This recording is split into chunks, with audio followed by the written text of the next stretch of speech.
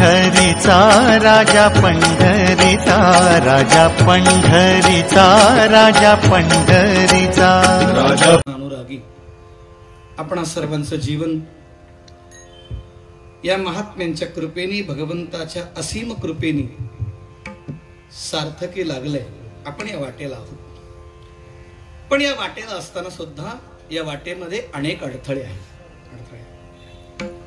मुक्कामाला पोहोचेपर्यंत किती त्रास होईल, किती अडथळे येतील सांगता येत नाही. परमार्थात प्रतिकार, प्रतिक्रिया आणि तक्रार चालत नाही. आणि हे ज्याला कळालं त्याला साधू जीवन जगता येतं. असं साधू जीवन जगणारे जगद्गुरु तुकोबराय या अभंगामध्ये एका धरणेकराला उपदेश करत आहे. आणि उपदेश सोपा आहे, फार कठीण नाही आहे. धरणेकरी जन्माने ब्राह्मण आहे आणि आपल्याला ब्रह्मज्ञान व्हावं या एका अपेक्षेने भगवान ज्ञानोबरायच्या जवळ जाऊन बसला. प्रत्येक जीवाचं ध्येय आहे. प्रत्येकाने काहीतरी ध्येय ठरवलं पाहिजे. ध्येय असेल तर ध्यान लागतं. विठ्ठल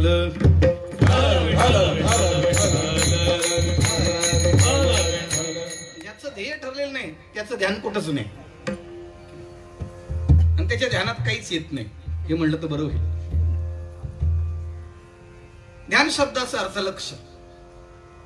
त्याचं लक्षही ठरलेलं असावं आणि त्या लक्षावर त्याचं लक्ष असावं. हा एक मुद्दा आहे. सोप्या भाषेत आपण सर्व परमात्माच आहोत, परमात्म्याचे अंशच आहोत. जे परमात्म्याचे गुणधर्म आहेत तेच आपले आहेत. फक्त एवढंच आहे, आपल्याला आकार आहे, परमात्मा निराकार आहे. आणि निराकार का म्हणायचं, तो व्यापक आहे म्हणून. आपण संकुचित आहोत. आपण शरीरापुरतं, कुटुंबापुरतं मर्यादित जीवन जगतो. परमात्म्याचं आणि साधूचं जीवन हे व्यापक आहे. हे विश्वचे माझे घर, ऐसी मती जयाची स्थिर, किंबहुना चराचर आपणची झाला. ही त्याची अनुभूती आहे. ऐकल्यानंतर अनुभवासाठी धडपड करणं ही साधन आहे. असं वाटलं आपल्याला कोणीतरी ज्ञान द्यावं, पण ज्ञान कोण देईल? ज्ञान असं सहज मिळत नाही. मला ज्ञानाच्या परिभाषेत ज्ञानाचीच अशी व्याख्या आहे, ज्ञान गिरवण्यासाठी असतं, मिरवण्यासाठी नसतं. आणि बऱ्याच लोकांना ते ज्ञान मिरवण्यासाठी पाहिजे. संतांनी ते गिरवले. पूर्वी ग गिरवायचा होता आणि ग जाईपर्यंत गिरवायचा होता. विठ्ठल आता ग नाही गिरवलं तरी ग आहे, कळलं तर बरोबर. हा विनोद नाहीये. त्या धरणेकराला असं वाटलं आपण ब्राह्मण कुळात जन्माला आलो. 4 वर्ण आहेत आपल्याकडे. भगवंताने सांगितलं मी हे जे वर्ण निर्माण केले हे गुण आणि कर्मानुसार निर्माण केले. ही जात नाहीये, ही जात आपण ठरवली. कारण जी ज्याच्या आत ती त्याची जात. त्याच्या आत काय असेल सांगता येत नाही. पण साधूची एकच जात, ऐसी कळवळ्याची जाती करी लाभा वीण प्रीती. निरपेक्ष असं निरंतर प्रेम करणं साधूला जमतं. आणि शास्त्रीय भाषेत ब्राह्मण तर भगवंताचं मुख कमल आहे. देव ब्राह्मणाच्या मुखाने नागणीच्या मुखाने खातो, बोलतो सुद्धा ब्राह्मणाच्याच मुखाने. ब्राह्मणस्य मुखमासीत. ब्राह्मण भगवंताचं मुख कमल आहे. क्षत्रिय भगवंताचे भाऊ आहेत, वैश्य भगवंताची मांडी आहे आणि शूद्र भगवंताचे चरण कमल आहे. आपल्याकडे तर चरणालाही नमस्कार केला तरी भगवंताला पोचतोय. अजून काय पाहिजे? चरणाचा आश्रय करणारा मुक्त होतोय. अजून काय पाहिजे? चरण मीयुषा संस्कृते भया कर सरोरुह कांत कामदम शिरसी देहिन श्रीकर ग्रह शिरसी देहिन श्रीकर. भगवंताच्या चरणाचा महिमा आहे. ते अभिमान निवृत्त करतं आणि जन्ममरण निवृत्त करतं. मी अमुक एका कुळात जन्माला आलो म्हणजे मी ज्ञानी झालं पाहिजे. शास्त्रीय भाषेत 2 प्रकारच्या वासना आहेत. एक शुद्ध वासना आणि दुसरी मलिन वासना. साधूची सेवा घडावी, देवाचं भजन घडावं ही शुद्ध वासना आहे. मला शास्त्र कळावं, शास्त्राचं अनुष्ठान व्हावं, शास्त्र पाठ व्हावं ही अशुद्ध वासना आहे. ब्रह्मदेवाला पण भरपूर पाठांतर आहे, पण तरी सुद्धा ब्रह्मदेवाला भगवान कळला असा त्याचा अर्थ होत नाही, कळलाच नाही असा पण अर्थ होत नाही. असं एक धरण एक करी ज्ञानोबारांच्या दरबारात अजान वृक्षाखाली काही काळ बसला. कारण त्याला माहित होतं, स्कंद पुराणामध्ये असं स्पष्ट म्हटलंय, वर्णानाम ब्राह्मणो गुरु, गुरु ब्राह्मण असावा असं शास्त्र सांगते. आणि ब्राह्मण शब्दाचे अर्थ ज्याची षडविकार गेलेत किंवा ज्याच्या षडूर, तुका म्हणे गेल्या षडूर्मी अंग सांडोनिया मग ब्राह्मण होतो. प्रमाणक्षेपक आहे पण कामाचं आहे म्हणून घ्यायचं. तुका म्हणे गेल्या षडूर्मी अंग सांडोनिया मग ब्राह्मण होतो. दोन शरीराच्या, दोन मनाच्या, दोन प्राणाच्या, जन्ममरण शरीराचे, शोकमोह मनाचे, सुधा प्रशा प्राणाच्या, या 6 उर्मी ज्याच्या मरून गेल्या आहेत, ज्या 6 उर्मी ज्याला उठत नाही, त्रास देत नाही, तो ब्राह्मण. ज्याने ब्रह्म जाणलंय तो ब्राह्मण. मग तो ब्राह्मणाच्याच घरी जन्माला आला पाहिजे असं नियम नाही. विठ्ठल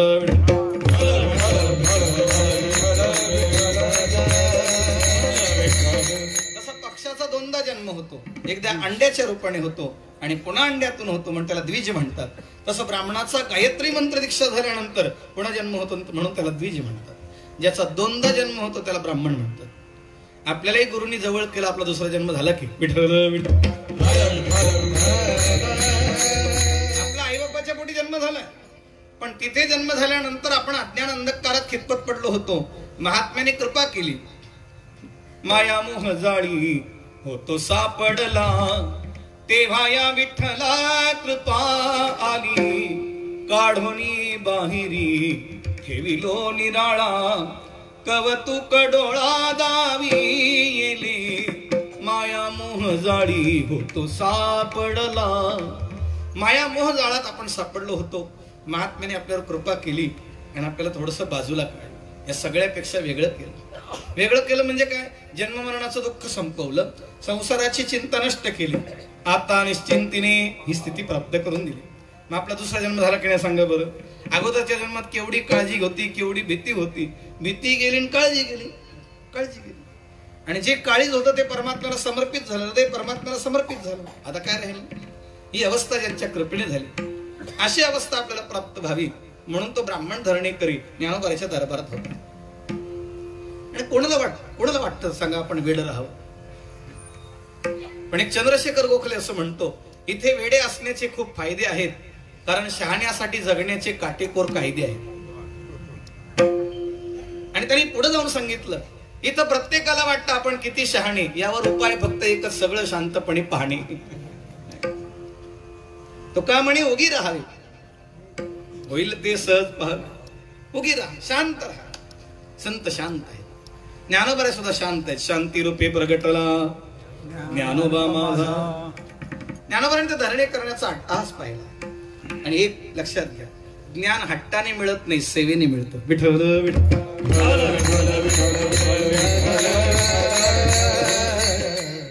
ज्ञानोबाने सांगितलं, इदं तेना तपस्काय ना भक्ताय कदाचन ना चाशुश्रशवे वाच्यम नचमाम योग्य सुयती. 18व्या अध्याय सांगितलं. क्षमा मागून सांगतो, माझा अधिकार नाही, पण स्वामी रामसुखदासांनी गुरु करण्याची गरज आहे का याच्यावर एक छोटं पुस्तक लिहिलं. त्यांनी तर सरळ सांगितलं गुरु करायची गरज नाही. त्यांच्या अधिकारवाणीतून त्यांनी सांगितलं, उद्धरेद आत्मनात्मानम आत्मानम साधेत आत्मैव ह्यात्मना बंधुरात्मैव रिपुरात्मनः. आपला तेवढा अधिकार नाही. पण ज्ञानोबारांनी सांगितलं खोटं नाही ना. तद्विद्ये प्रणिपातेन परिप्रश्नेन सेवया उपदेक्षन्ति ते ज्ञानम ज्ञानिनस्तत्वदर्शिनः. तनु मनो जीवे तनु मनो जीवे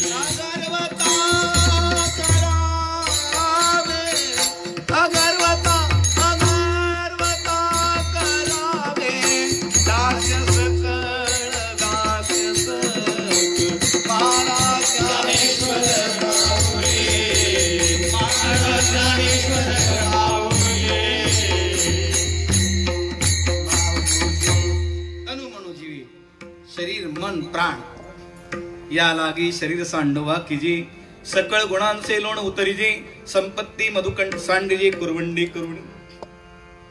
पण त्यांनी हट्ट धरला. ज्ञान हट्टाने मिळत नाही.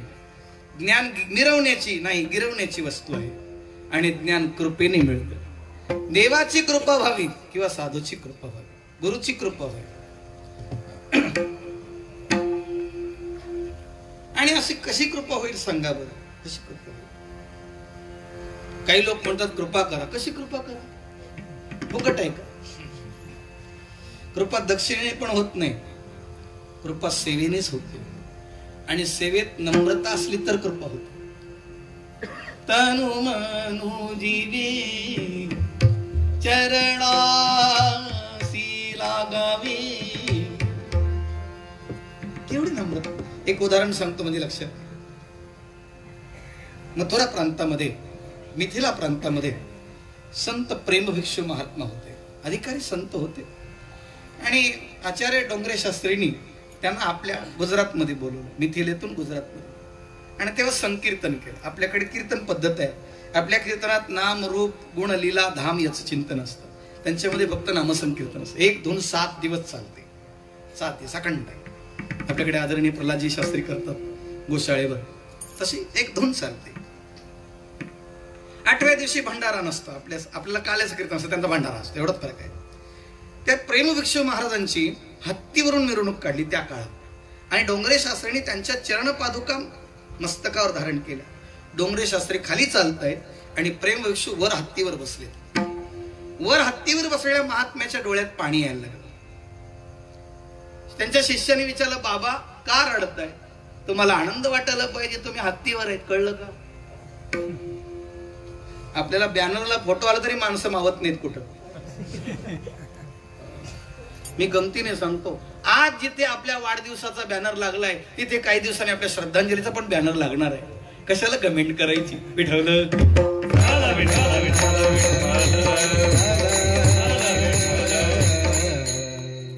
आपला नेमका फोटो कसा आहे आधार कार्डवर बघा, लक्षात येईल आपण नेमके कुठे आहोत. काय अवस्था आहे. प्रेमभिक्षू सांगायचं टाळत होते. सगळी मिरवणूक झाल्यानंतर जेव्हा एकांतात बसले तेव्हा शिष्याने आग्रह दिला, गुरुजी सांगा ना, का रडत होतात तुम्ही? हत्तीवर बसलात, अभिमान वाटायला पाहिजे. तुम्ही मिथिला प्रांतातले संत आहात आणि गुजरात मधल्या एका संतांनी जे प्रतिशुकदेव आहेत त्यांनी तुमचा गौरव केलाय. त्यांनी तुमच्या चरणपादुका मस्तकावर धारण केल्या आहेत आणि तुम्हाला हत्तीवर बसवलंय. तुम्हाला अभिमान वाटायला पाहिजे. त्यांनी एक वाक्य सांगितलं, बाळा मी का रडत होतो सांगू? अरे खरं तर माझी गाढवावर बसायची योग्यता आहे, पण भगवंताच्या नामाने मला हत्तीवर बसवलंय. विठवलं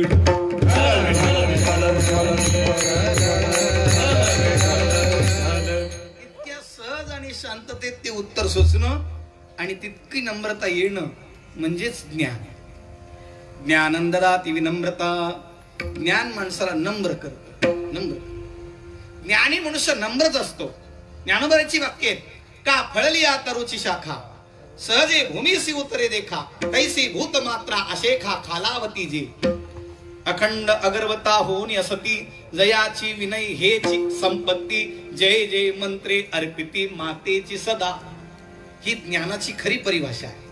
ज्ञान माणसाला शांत करतं, ज्ञान माणसाला नम्र करतं आणि ज्ञानी माणसाची वाणी गोड होते, शुगर नसली तरी. विठवलं बोलला पाहिजे. काही माणसं इतकं गोड बोलतात चहा पाजत नाही पण जेवल्यासारखं वाटतं. त्यांचं गोड बोलणं वेगळं आहे. त्याला आपल्याकडे साहित्यात केसाने गळा कापणे म्हणतात. विठवलं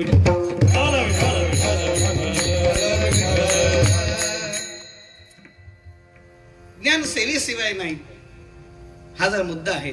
इथं ज्ञानोबराची सेवाच नाही. मी ब्राह्मण कुळात जन्माला आलो म्हणून मला ज्ञान पाहिजे.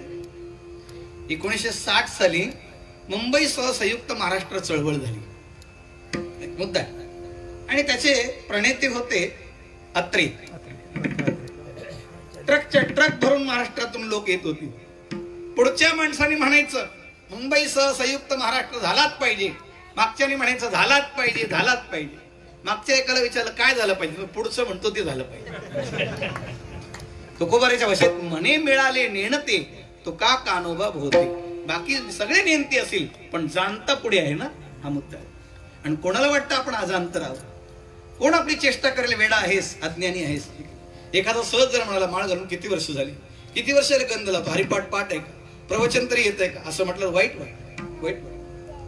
तसं सर्वांना अधिकार आहे प्रवचन कीर्तन करण्याचा, पण एकांतात कीर्तन करू शकतो ना आपण, एकांतात करू शकतो. लोकांनी ऐकण्यापेक्षा देवाने ऐकावं ही अपेक्षा असावी, साधूने ऐकावं ही अपेक्षा असावी. लोक काय आजही ऐकतात, उद्याही ऐकतात, आणि मग उद्या ऐकल्यानंतर म्हणतात कालच्या पेक्षा आज बरं होतं. कळलं का? याच्यात रागद्वेष निर्माण होतात. आपल्या साधनेत आपलं पतन होण्याची शक्यता असते. म्हणून आपल्या जीवनातलं तप आणि आपल्या जीवनातली साधना ही प्रसिद्धीने नष्ट होते. विठ्ठल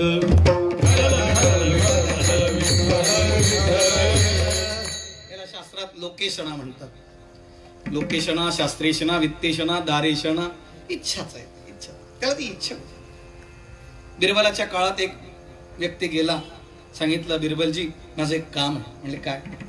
माझे वडील पंडित होते, त्यांना सगळेच पंडित म्हणायचे, पण मी काही शिकलो नाही, मलाही लोकांनी पंडित म्हणावं अशी अपेक्षा आहे. तुम्ही काही केलं तर तुम्हाला पाहिजे तेवढी मजुरी देईल, काय मोबदला असेल तो दे. बिरबलजी म्हणाले, पैशाची गरज नाही, फुकट काम आहे, ते फुकट करेल. कसं काय? काही नाही म्हणले. उद्या तू सकाळी 7 वाजता नाक्यावर भेट कोळ्याच्या, मी इकडून येतो, तू समोरून ये. मी मंदिरात जात असणार, तू समोर आला की मी फक्त एवढंच म्हणणार, या पंडितजी, एवढं म्हणणार. मी म्हटल्यावर तू रागवायचं, बोलायचं, अद्वा तद्व बोलायचं. शब्द का तुम्हाला हे मी शिकलो नाही म्हणून मला हिणवता, माझे वडील पंडित होते, मी अडाणी वगैरे वगैरे. 7 दिवस असं करायचं, 7च्या ठोक्याला सकाळी. म्हणजे ठीक आहे. 8व्या दिवशी मी येणार नाही म्हणले. 8व्या दिवशी तू यायचं, एकटाच यायचं. 7 दिवस यांचा असाच कर्म झाला. 8व्या दिवशी बिरबल नाही आले, 8व्या दिवशी तो आला, आणि 8व्या दिवशी जेवढे स्टॉपवर होते ते सगळे म्हणले, या पंडितजी. लोक चिडवण्याच्या निमित्ताने बोलले, हा मुद्दा होता. पण बिरबलाने त्याचं काम केलं, त्याला सर्टिफिकेट देऊन टाकलं. हा मुद्दा. मोठ्याच्या म्हणण्याने, तसं ज्ञानोबाराने जर मला ज्ञानी म्हटलं तर जग ज्ञानी म्हणेलच. ज्ञानोबारांनी कृपा केली तर मला ज्ञान होईल. रेड्यावर कृपा केली, माझ्यावर का कृपा करणार नाही? म्हणून तो धरणीकरी बसला. पण ज्ञानोबारांनी सांगितलं, बाबा याला ज्ञान कसं द्यायचं? एक, हा ज्ञानाचा अधिकारी नाही. अहो, दुधासारखं पवित्र पदार्थ सुद्धा ज्या भांड्यात ठेवायचंय ते पात्र सुद्धा व्यवस्थित पाहिजे. त्याच्यात जर अगोदर आमटी केली असेल, भाजी केली असेल तर त्याचा ओशटपणा येतो. आपल्या ग्रामीण भाषेत त्याला वशाटपणा म्हणतात.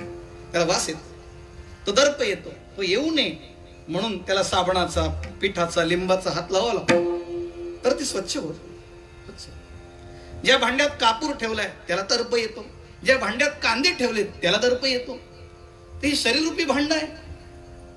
या अगोदर कितीतरी जन्म झाले, त्या प्रत्येक भांड्यातलं दर्प या भांड्याला आलाय की आलंय. आणि तो न जाताच याला ब्रह्मज्ञान कसं द्यायचं?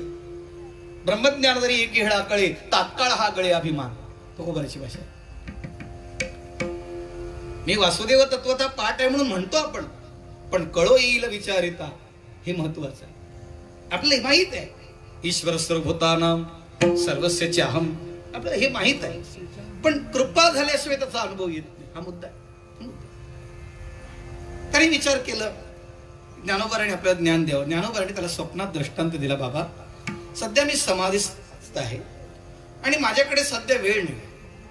बरं, तुझ्यासारख्याला आता ज्ञान दिलं तर खूप गर्दी होईल. इथे कोणाला ज्ञान मिळत नाही असा त्याचा अर्थ नाही, सगळ्यांना मिळतं. येथे नाही झाली कोणाची निराश, आल्या याच कास कृपेविषयी. तू असं कर, इथून 15 किलोमीटर अंतरावर देहू नावाचं गाव आहे आणि तिथे तुकोबर आहे, त्यांच्याकडे जा, ते तुला ज्ञान देतील. माझं नाव सांग, मी पाठवलंय म्हणून सांग. हे ऐकून त्याला आनंद वाटला. पण थोडं एका वाक्यात सांगू, ज्ञानोबाराने आपला स्वप्नात दर्शन दिलं याचा जास्त आनंद वाटायला पाहिजे होता.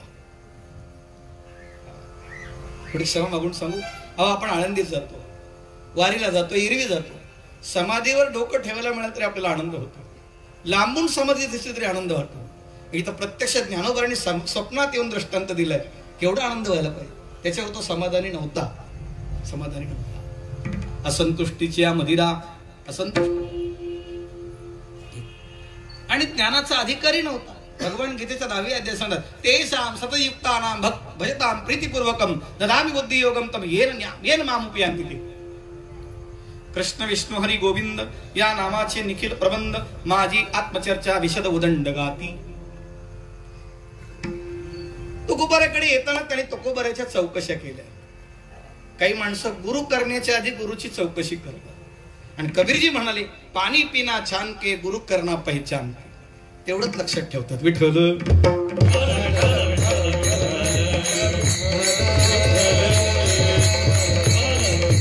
हे लक्षात ठेवत नाही तुकोबाराचं त्याची माझे हित करीती सगळं हे लक्षात ठेवत नाही. ते गुरुला पण तपासून बघतात आणि गुरु पुढंच गुरुगुर करतात. अशी पण गंमत आहे. मी 2-4 वेळा कीर्तनात एक मुद्दे मांडलेत जी टॉकीजवर तुम्ही ऐकलं असेल. चंदन रूपी वृक्षाला सर्प वेटोळे मारून असतो. त्याचं पहिलं कारण आहे त्याच्या विषाचा दाह त्यालाच होतो म्हणून तो वेटोळे मारून राहतो. दुसरं कारण आहे त्याला सुगंध प्रिय आहे म्हणून तो वेटोळे मारून असतो. हे मुख्य कारण आहे. हे भौतिक कारण आहे. पण आध्यात्मिक 3 कारण आहे. 3 कारण. पहिलं कारण आहे देवाने प्रत्येक साधू जवळ एक सापाच्या जातीचा माणूस मुद्दाम ठेवलाय त्याचं भजन बंद पडू नये म्हणून. लोक म्हणतात तो नसल्यावर जाऊ. कळलं. आणि दुसरं कारण उंदराने साधूला कुरतडू नये म्हणून साप ठेवलाय आणि बेडकाने डराव करू नये म्हणून साप ठेवलाय. विठ्ठल साधू जवळ ही जातीची माणसं असतात. बेडकासारखी डराव करणं तुम्हाला काय कळतंय. पण देवाने ही योजना केलेली आहे. हा विनोद नाहीये. ही आध्यात्मिक स्थिती आहे. प्राचार्य के.व्ही. बिलसरांनी सांगितलं. विठ्ठल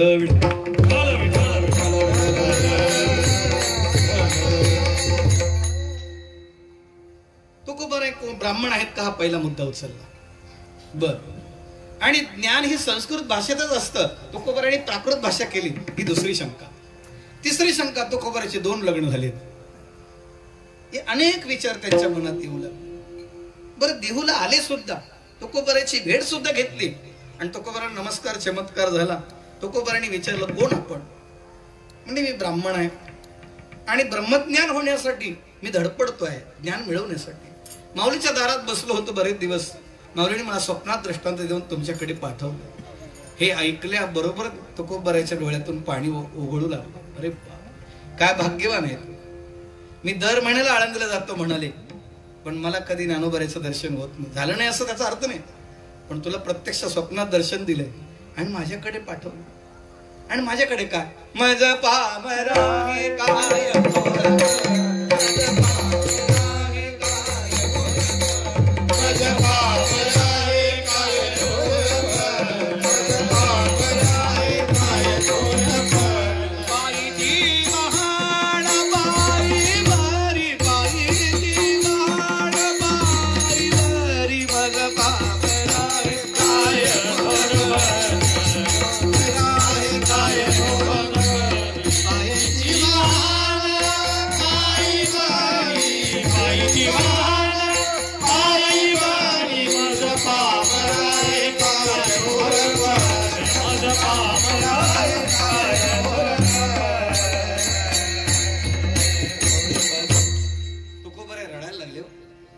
आणि त्याच्याकडे पाहून सांगायला लागले माहिती तू कुठून आलायस.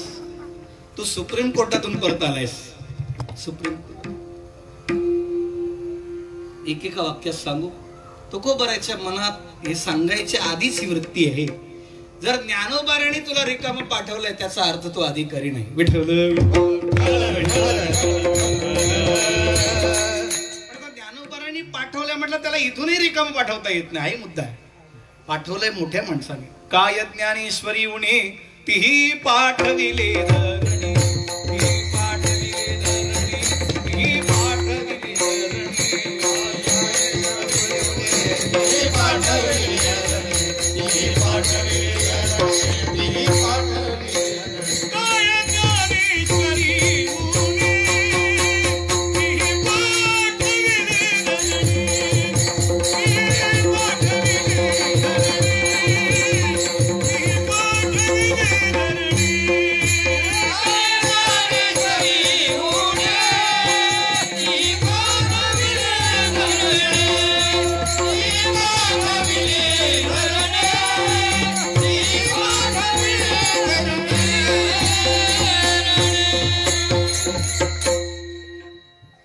ज्ञानोबा तुमच्याकडे काय कमी होतं याला इथं पाठवलं, हा ही विनम्रता.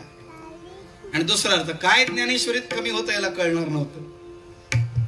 बहुनाम जन्म नामंते ज्ञानिवान्मा प्रबद्धते वासुदेव सर्वमिति समहात्मा सुदुर्लभ. हे समस्त ही श्री वासुदेव ऐसा प्रतीती रसाचा उतला भाव आणि भक्ता माझी राव ज्ञानिया तोची. बरोबर, तुम्ही ज्ञानी आहात आणि माझ्याकडे पाठवलं. नाही म्हणता येत नाही. त्याला पहिले सांगितलं, तू ज्यांच्याकडून आलाय ते ज्ञानियांचा गुरु राजा महाराज. तू ज्यांच्याकडून आलाय जयाची द्वारी सोन्याचा पिंपळ, त्यांच्याकडून आलायस.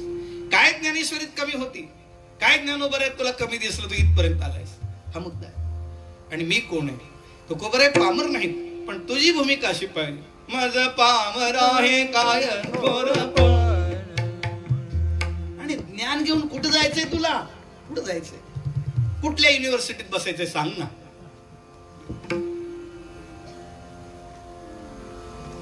माळी जेवते नेले देवते निवांतची गेले, तस तसं पाहिजे. ठेविले अनंते पाठ आहे फक्त, बस एवढंच. देव ठेविल तैसे रहावे. वेगवेगळ्या रागात आळवता येईल, पण त्याच्याशी समरस होणं तितकं सोपं नाही. म्हणजे आता चर्चा झाली, माणसाला जर फार मोठं दुःख झालं आणि तो जर खरा गायक असेल तर गाताना त्याच्याकडून करुण रागाची उत्पत्ती होते. मग त्याला कळतं करुणा काय.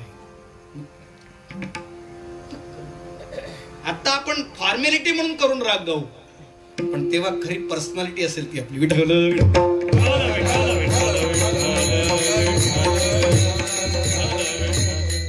बरे सांगतात, खरं तुला ज्ञान हवंय ना, ज्ञानोबरांनी पाठवले ना, मग तुला ज्ञानाची परिभाषा सांगतो. नको काही पडो ग्रंथाची भरी, नको काही पडो ग्रंथाची भरी, नको काही पडो ग्रंथाची भरी, नको काही पडो ग्रंथाची भरी. शीघ्रदाता करी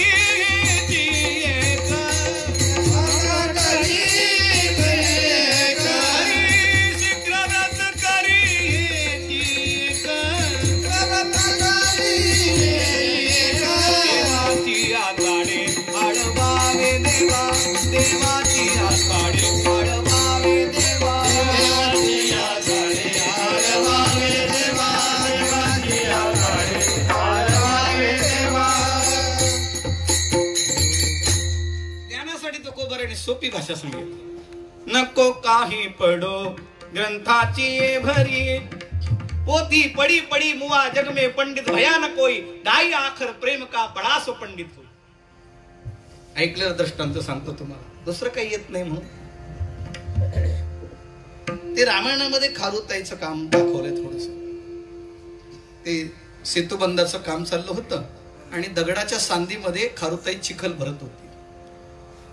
तिची एक भावना होती, या सांदीतून पाणी येईल खारं समुद्राचं आणि प्रभूच्या चरणाला लागेल, प्रभूच्या चरणाला इजा होईल. आणि तिला काय माहिती की मारुतीराय राम लक्ष्मण दादाला खांद्यावर घेऊन चालत जातील. माणूस जेवढा असतो त्याच्या बुद्धीने तेवढंच माप लावत असतो. पण देवाने तिचा अनादर नाही केला, आदर केला. तिची भावना चांगलीच होती ना. सेवा सेवा असते, लहान मोठी नसते, करणाऱ्याच्या वृत्तीवरती अवलंबून आहे. याचा अर्थ रामायणात खारुताईला पण टेंडर भेटत होतं. आता टेंडर भेटत कधी, खात कोण, खातच असं आहे, काय कळत.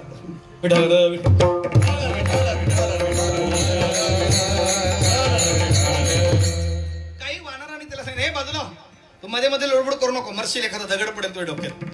तिने सांगितलं डोक्यात पडून दगड मरण आलं तरी चालेल, रामाच्या कामात तर मरण येईल, रामाच्या सेवेत मरण येईल.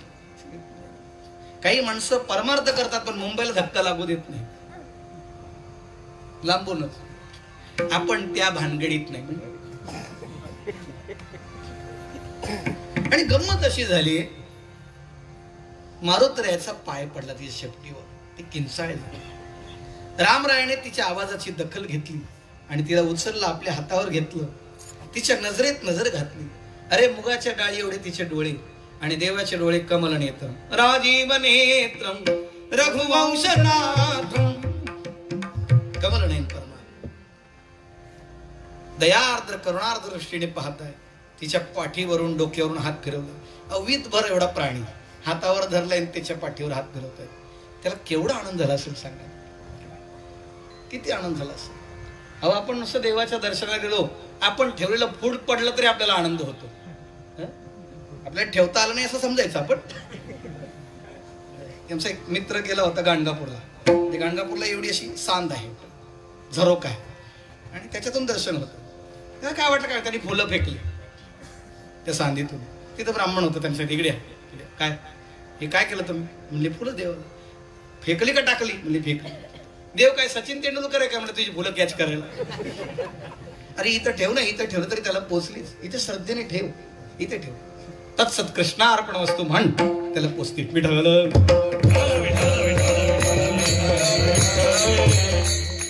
काही माणसं याच्यापेक्षा बहादर आहेत, पुढे देव इथं आहे. आपण मंदिरात जात नाही, देव इथं आहे. अरे मला वाटतं सावता माळ्यासारखा वेळा घेऊन एकदा चिरून बघायला पाहिजे, नक्की कळेल ना कुठं आहे. आमची हयात चालली आमच्या स्वप्नात नाही, तुला इथं आहे कसं कळलं रे?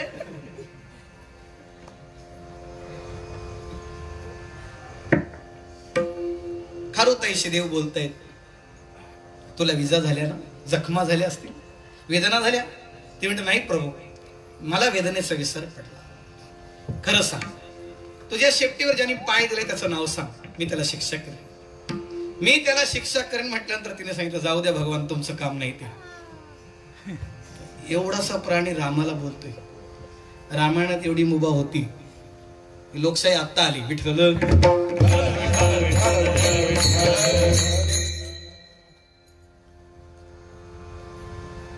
तुमचं काम नाही ते. म्हणजे तिने सांगितलं तुमचा स्वभाव शिक्षा करण्याचं नाही. लोकाभिराम रणरंगधीरम राजीव नेत्रम रघुवंशनाथम कारुण्यरूपम करुणाकरंतम श्रीरामचंद्रम शरणं प्रपद्ये. श्रीरामचंद्रम शरणं प्रपद्ये. करुणाकरंत, कारुण्य रूपम, तुम्ही करुणा सागरा. हे करुणा ना करणारा, तारी करुणाने कोई पार नकी. मारा संकट ना हरणारा, तारी करुणाने कोई पार नकी.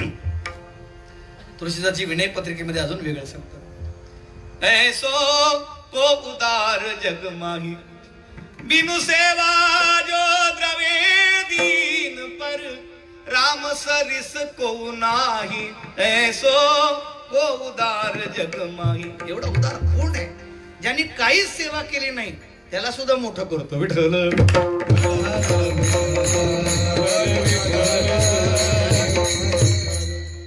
उलट सांग, ब्रह्मदेवाने काहीच सेवा केली नाही पण ब्रह्मपद दिलं ना, अजून काय पाहिजे?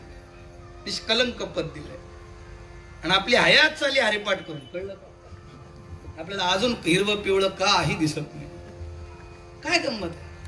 आपल्या चित्तात विषय संसारा संबंधाने. राम होते ते. मग रामाने थोडी उलट तपासणी केली.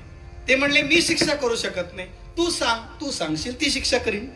Cross examination. ती म्हणाली ते पण जमणार नाही. अरे आता मला शिक्षा करता येत नाही, माझा स्वभाव तो नाही, माझ्या स्वभावात नाही, तू सांगशील ती शिक्षा करतो. भगवान तेही जमणार नाही. भगवान म्हणले सांगून तपा. तिने सांगितलं वचन द्या. कळलं का? भगवान म्हणाले आईला वचन देऊन इथपर्यंत आलो, आता तुलाही वचन द्यायचं का? म्हणाले. म्हणजे द्या ना. रघुकुल रीती सदा चली आई, प्राण जाई पर वचन न जाई. दिलं वचन. भगवान माझं म्हणणं आहे, ज्याने माझ्या शेपटीवर पाय दिलाय त्याला तुम्ही शिक्षा करावी. कोणती? त्यालाही मांडीवर बसवा, त्याच्या डोक्यावर हात ठेवा, त्याच्या पाठीवर हात फिरवा, त्याच्या मुखकमलाकडे दयार्द्र नजरेने पहा. भगवंताने ऐकलं आणि पुन्हा तिच्याकडे पाहून म्हणलेला शिक्षा म्हणतात का ग? अशी कुठे शिक्षा असते का? शिक्षा. तिने सांगितलं भगवान माझ्या दृष्टीने ही शिक्षा आहे. म्हणजे कसं काय? तिने गोड सांगितलं. म्हणजे भगवान त्याचा पाय जर माझ्या शेपटीवर पडला नसता तर तुम्ही मला हातावर घेतलं नसतं, तुम्ही कुरवाळलं नसतं. त्याचा पाय पडला तर हातावर घेतलं, आणि मी जर चुकून त्याच्या पायाला लागले असते तर कुठे ठेवलं असतं मला तुम्ही? रामायणातल्या खारुताईला हे कळालं, याला ज्ञान म्हणतात. विठवलं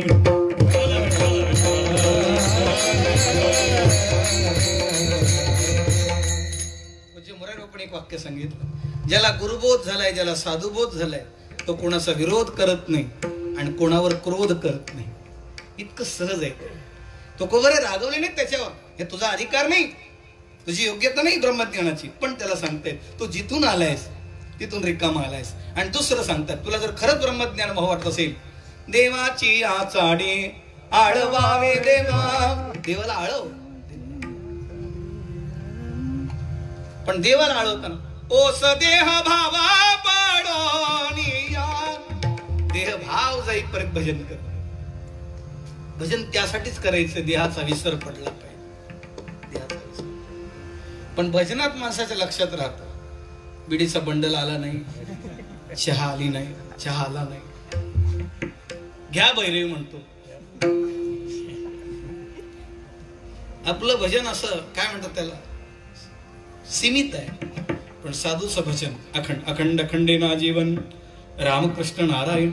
माझी माझ झाली अनावर माझा, माझी माझ झाली अनावर माझा, माझी माझ झाली अनावर माझा, माझी माझ झाली अनावर माझा. जिंदगान मत गीत नाचे,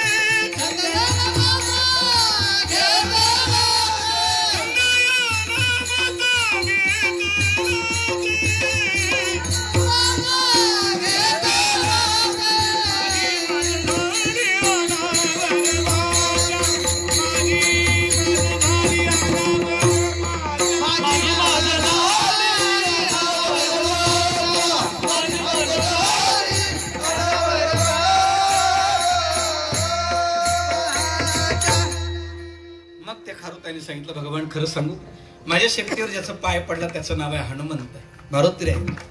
आणि मारुतीचा पाय पडल्यावर आपलं कोण नुकसान होईल? शक्यच नाही, शक्यच नाही.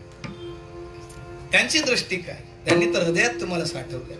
श्री राममय सब जग जानी, करहु प्रणाम जोरी जुग पानी.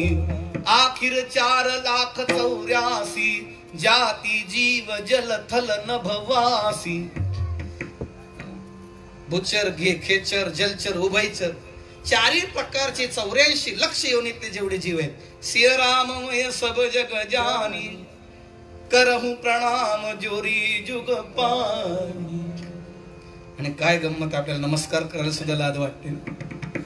तो कोबरे एवढे मोठे महात्मा आहेत, पण ब्राह्मण आलाय म्हणून तर नमस्कार केला का? भगवंताची ती प्रत्यक्ष मूर्ती. भूदेव संतासी सदा नमावे, सत्कर्मयोगी वय घालवावे. ते तो कोबर आहे. आज ज्ञानोबाराही पाठवलं म्हणून अधिकारवाणीने बोलतायत की बाबा खरं सांगू, अजून एक सोपं आहे.